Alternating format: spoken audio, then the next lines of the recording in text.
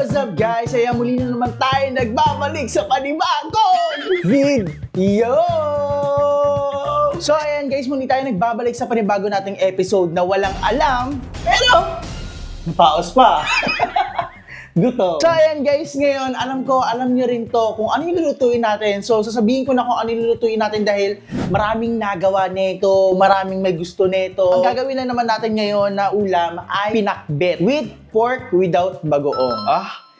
Parang sarap ah. Actually guys, paborito ko tong pakbet na to. And mas gusto ko yung may bagoong, pero ngayon itatry natin yung yung gisa lang. Kasi kapag may bagoong, baka alam nyo, hindi ko siya matansya. Kasi nga, maalat na yung bagoong, tapos maglalagay pa tayo ng mga alam nyo yan, pang flavor niya. So, ayan lang, magigisa lang tayo. At syempre, hindi lang naman gulay yung lulutuin natin. Syempre, pag may gulay, kailangan meron siyang kapartner. Tama!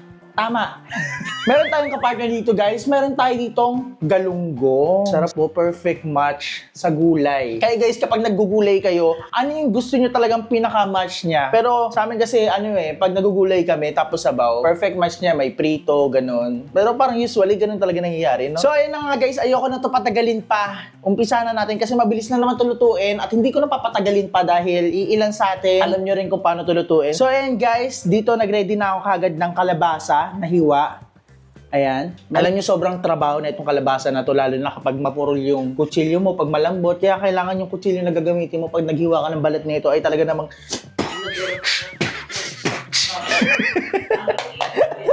proper, di ba? So, ayan guys, meron naman tayo ditong hiniwa na talong, okra, tapos sitaw, ang paborito ni Jessica. Ayan yung mga gulay natin. And syempre, meron tayo dito panggisa, kamatis at sibuyas, bawang. Mas more na kamatis, mas masarap. And syempre, sabi ko nga sa inyo, ang halo netong sahog guys, ay baboy.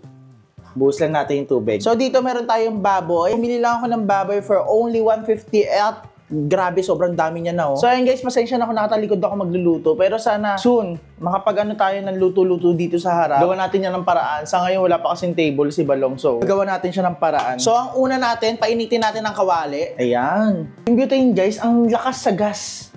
Tapos, bukod sa malakas sa gas, ang lakas ng apoy, parang sobrang init. Nakakapagpainit siya, kaya yung mga sinain namin dito, parang laging sunog. Na nababantayan. Katulad nito, nabantayan ko to, biglang nasunog. At syempre, after natin magpainit, gagamitan ko lang siya guys ng So dito guys, gagamit ako ng gamit na mantika. Kasi, nung nakaraan nagpiprito kami ng mga baboy. So, ayun na lang yung gamitin din natin. So, buhusan na natin siya ng mantika. Yan, onti lang. So, ayan, mainit na. So, unahin natin yung sibuyas para di masunog yung bawang. Ang bango-bango, ang bango-bango, ang bango-bango ng niluluto ko. So ayun guys, thank you pala sa nakaraang luto natin. Grabe, ang daming natuwa sa pagluluto natin. And syempre, thank you pa rin sa mga sumusuporta sa akin about cooking. Cooking yun naman! Dito, ilagay naman natin yung bawang. Ayan. Kita ba dyan? Second angle natin. Yan. Pagpasensya nyo na yung second angle natin, guys. Wala, yan na yung makikita nyo dahil pag nagluluto ako nakatalikod eh. So, walang no choice. Isunod na natin ang kamatis. Dito sa kamatis, kailangan lang natin siya patubigin at palambutin. Tapos ibubusan natin yung baboy para naman, yun, palambutin na rin natin yung baboy.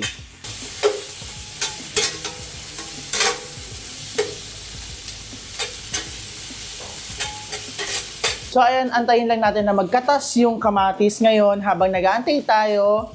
Itong galunggong na to, istimplahan na natin ng asin kasi wala pa tong asin. Yan guys oh. Dito ko nilalagyan. Sakto lang kasi parang may buo-buo. Yan oh. Sakto lang yung asin niya natin. Kaya itong napili ko guys, yung gisa-gisa na pinakbet. Kasi madalas ako nakakatikim ng ng may bagoong. Mix ko na yung asin, tapos halu-haluin lang natin tong galunggong. So ayan, feeling ko malambot naman na yung kamatis. Ibuhos na natin ang baboy. Ayan. Lalaki ng baboy ah.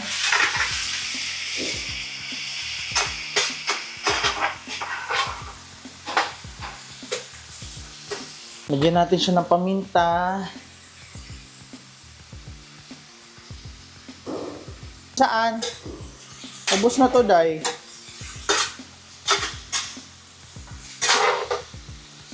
So ayun guys, please comment down below kung ano yung pinakagusto nyong kainin na gulay at yung gustong-gusto nyo talaga yung hindi kayo papili, yung parang gustong-gusto nyong ulit-ulitin. So, ako kasi kung ako tatanungin nyo kung ang paborito kong gulay, siguro yung ginisang ampalaya na may itlog na may kamatis. Actually, paborito ko siya pero yung penoy mo na.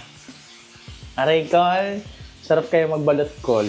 Nung high school kaya ako, alam mo, nakakailang balot ako. Minimum ko 5 na balot. Oo, walang biro yun guys. Tapos, doon ko lang na naman na masama yun, pero wala pa naman nangyayari sa akin. Kasi guys, kapag usapang balot or penoy, nagkakatalo lang dyan sa suka. So, kapag masarap yung suka mo, panalo. Meron ako ditong penoy. Ayan, binili ni Jessica. Kapag penoy, guys, merong guhit. Kapag balot, wala. Suka, guys, with penoy.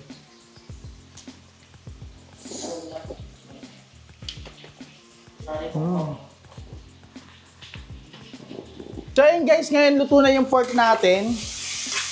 Ayan, nag-ano na siya, nagsunog-sunog na siya guys, oh. So ngayon magbubuhos lang tayo ng tubig para pakuluan siya. Ito na lang yung pinag-anuhan ng baboy. Buhusan natin siya ng tubig. So dito guys, nalagyan na natin siya ng tubig. Ngayon lagyan natin siya ng paminta ulit. Ito naman ngayon asin. Tapos dito, lalagyan lang natin siya ng choknut. Ayan. Hintayin lang natin siyang sipsipin yung tubig. Tapos dito guys, isama na natin yung kalabasa para lumambot na rin yung kalabasa natin.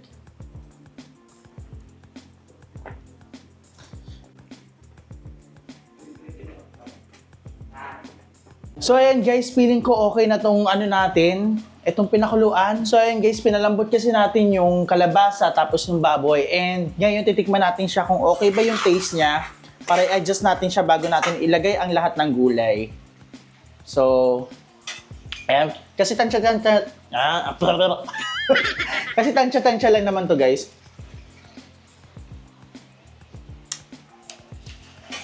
Aha, sarap pa. Iba talaga ako guys. Alam niyo, asawa na lang talaga kulang sa akin eh. So ayan guys, ngayon ilalagay naman natin itong mga gulay. Unahin natin ang sitaw. Bataw, batane, eme. Ito lang yung mga gulay natin. Itong sitaw. Yan. Ba't kaya natin di i-boost na lang, no? Yan. Grabe no, kung titignan nyo ha, sobrang sustansya ng ng texture niya, oh. Yan. So, ayan, dahil na lagay na natin, ngayon tatakpan na natin siya ng plato para yung nasa ibabaw is lumambot din. Yan. So, after nyan, okay na. And sa next naman tayo, galunggong. Pero, siguro i-ready ko na rin to at ihanda ko na yung gulay para makakain na rin yung kakain, di ba? So, kahit yung galunggong ihuli na natin dahil anong oras na. Saan nagmula at sino ba nag-imbento ng pinakbet? Ang pinakbet ay nagmula ito sa Ilocos at ang pangalan nito ay mula sa salitang Ilocano na pinakebet, na nangangahulugang nalanta o nagsiksikan dahil pinapalanta ang iba't ibang gulay tulad ng talong, okra, sitaw, kalabasa at ampalaya. At niluluto ito gamit ang bagong isda na siyang nagbibigay ng malasa at tradisyonal na Ilocano na timpla na kilala at minamahal hanggang ngayon. So yun guys, ngayon tapos na ating gulay guys. Isa-set aside lang natin siya. But ito muna siya. Yan, ang sarap oh. Ang bango niya guys. At ang sarap. So ngayon, ang next naman natin is yung galunggong. So ngayon guys, tikman na natin yung ating niluto. Ito ang kalabasa.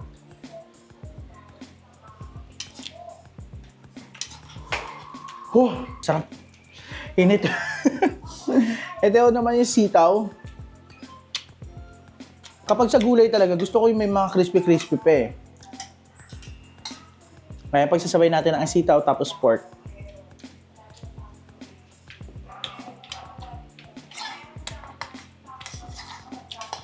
Sarap. Tapos isasalang na natin ang galunggong.